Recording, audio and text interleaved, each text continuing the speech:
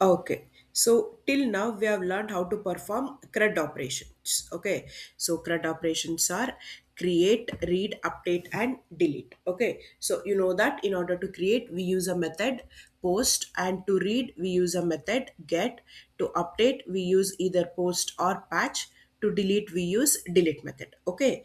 Okay. You must have noticed one thing, that in order to access those APIs, we did not use any authentication. Okay. Okay. But in real projects, usually this never happens. We always need to have proper authentication. Okay. Okay. So before going further, let's understand these two terms. Okay. Authentication and authorization. These two are very important. Okay. So authentication is, it is just asking who are you, and authorization means what are you allowed to access. Okay. So in authentication, we'll log in. Okay. We will log in with proper username and password. But in authorization, it is give access to us, that what can you access, like can you access products, orders, and can you delete or update anything. Okay. In order to do those actions, we need authorization. Okay. Okay. So usually authentication comes first, then authorization. Okay. Okay. Just remember, authentication is just saying who are we, and authorization is what are we allowed to access. Okay. Okay. So in Postman, we have many types of authorization. So in Postman, if you go to this authentication tab, sorry, this authorization tab, and here we have auth type. Okay. So these are all the types of authentication we have in Postman. But remember, in real projects, we do not use all of them. Okay. We do not use all of them. And this, which authentication type we have to use, is decided by developers or architects. Okay. So they decide and they implement, and as a QA, we will use that. Okay. Okay. So I hope till here it's clear. Okay. So in this video, I will show you about bearer token authentication. Okay. So this is very important. And also I will talk about some of them in the next video. Okay. Okay. So in this video, we will see bearer token, and this is very important. Okay. Okay. So first, let us understand what is bearer token. Okay, so bearer token is just a temporary access token generated by server. Okay, it is a temporary access token generated by server. Okay. Okay. So once it is generated, what generated, once the bearer token is generated, so we can send that bearer token to every other request. Okay. So we don't have to create a bearer token for each and every request. Okay. So if the bearer token is invalid, server tells that request, server will not process or request. Okay. Okay. So while creating bearer token, we will send username and password. Okay. So I will explain what it is. So in order to demo that, so this, um, what is that? What is this? So far we are using that fake API URL, correct? So that does not support any authorization. Okay, so that is the example of we can say no auth type authentication. Okay, so there we were deleting, and as you know that we were able to delete and update. We were able to do almost all the actions without any authentication. Okay, so for for demonstrating this authentication, I'm using this dummy JSON API. Okay, so this is also public API. Okay, so let us use this one. Okay. Okay. So first, to use that, let us create a separate collection. Okay. So you know how to create a collection. Click on this plus icon and select blank collection. So here give the name, I will call dummy JSON.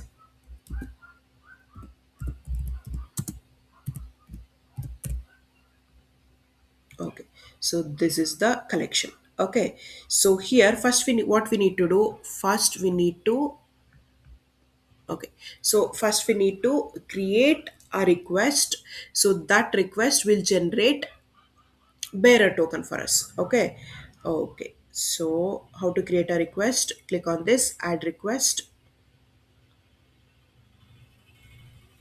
So we'll give the request name as login. So usually this is what we'll give. Okay, uh, for the request which generates bearer token or access code, usually we'll name it like this. Okay, login generate access code,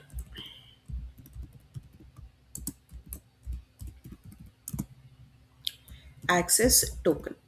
Okay, so bearer token, access token, both are same. Okay, so you know that. Okay, first we need to log in, means in order to log in we have to send our username and password to the server.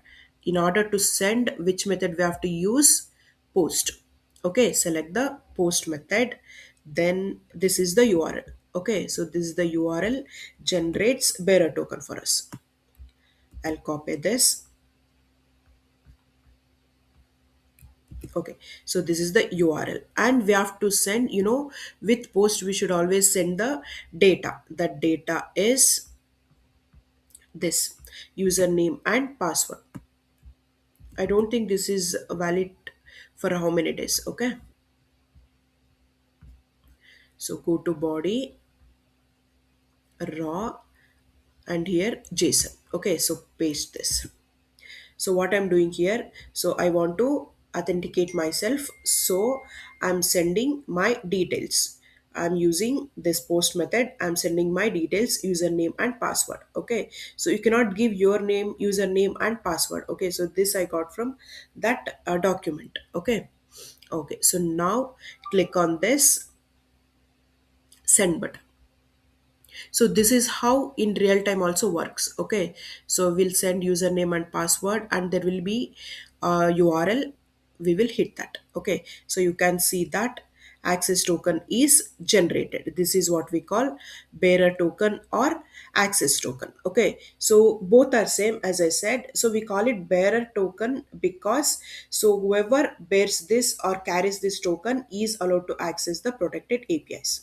Okay, okay, so now, so what we have done, we have created a access token. Okay, so this is the URL. Okay, so this is the endpoint we have to use. Okay, so usually in real time also developer gives the endpoint, so only that we can use in order to generate a bearer token and they will only give this body.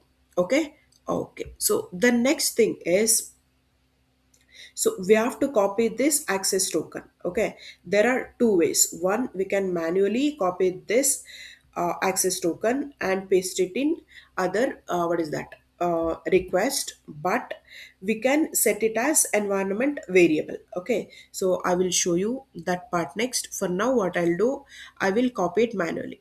Okay, okay, so first let me save this. Okay, so let me create another request where it gives me the data of this.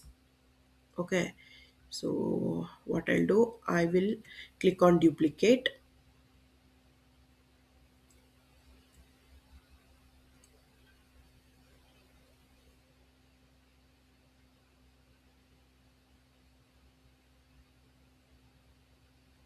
then here I will use get, and this is the endpoint.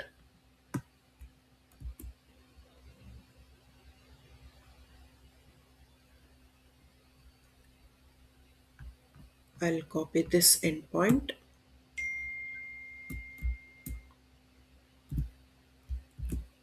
Okay, so we don't need body. With get, I'll remove this. Okay, so now what I want, so here I want to copy this access token. Okay, so just copy this access token, do not miss anything, and by mistake also do not add anything else. Okay, copy. So now go to this request. So let me rename it. Okay, so I will say get user. go to authorization, and here select bearer token. Okay, so here you have to paste that bearer token we have copied from post. Okay, so this is the way. Okay, so usually we will not manually copy, but for now, in order to show that, I'm copying it manually. Okay, so now click on send.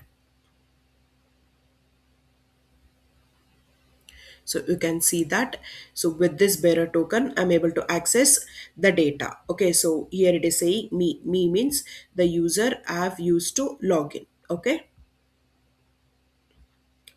Okay, so here you can see ID 1 and first name, last name, and the details.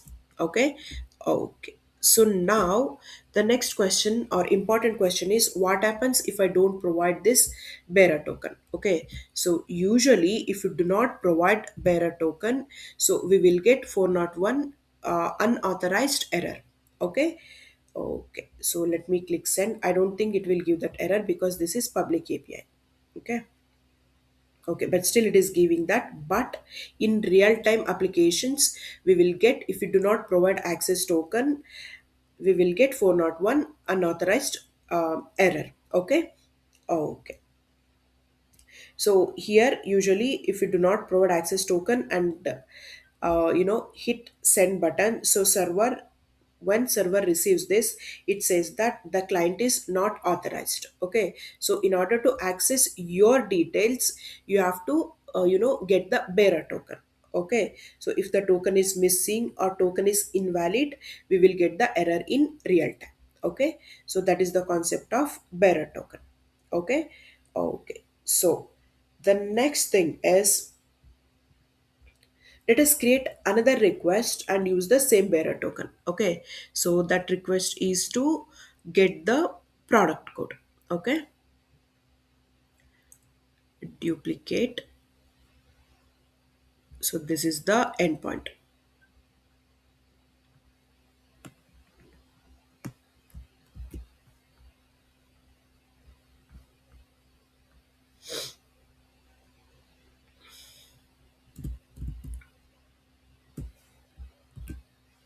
Okay, and here we'll say get products.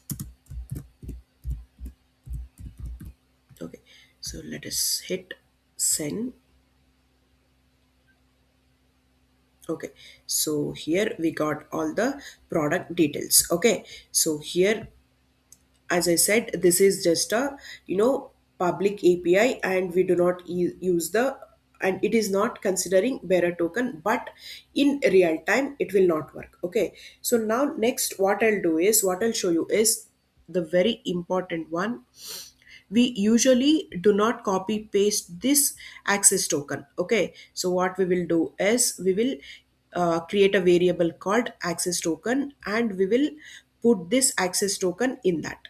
Okay, so for that, what we will do is, let us go to post and go to scripts. Okay, so before that, let us create a variable. Okay, so how to create a variable? um, Let us create a variable, environment variable. Okay, so using that variable, if, sorry, using that variable we can access these two request, because in that variable we are keeping this access token. Okay, so let us go to environment variable, and here click on plus icon, and here new environment, so we'll say uh, dummy json env. Okay, so I've created environment, and name I will say access token. Okay, so this is the name we usually give in real time. Okay, access token. So here I will not give any value. Okay, so I'm just creating a variable, and I'm not providing any value. Okay, so this value it will pick up when I run this script. Okay, so I will show you what script. Okay, so here come to this script, and I will paste this. Okay,